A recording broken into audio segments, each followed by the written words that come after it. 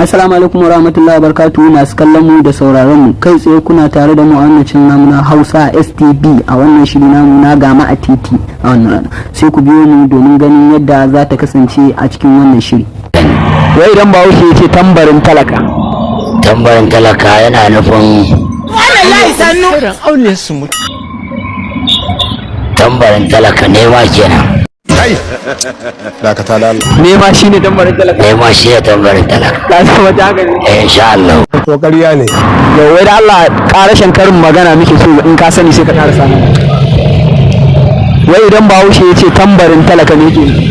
Kai, tambarin talaka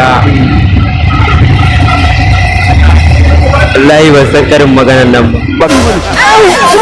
Sani ba? Wallahi To shi kenan. Wai idan Bahaushe ya ce tambarin talaka. Gaskiya ban sani ba. Kai sai kawai baki sani ba? Allah ya sani ba. To shi kenan mun gode. Yawa sai Wai idan Bahaushe ya ce tambarin talaka to ƙarashin karin magana. tambarin talaka rashin kuɗi. Shine tambarin sa? Shine tambarin sa. Shine tambarin talaka. Shine tambarin talaka. ko ƙarya ne no.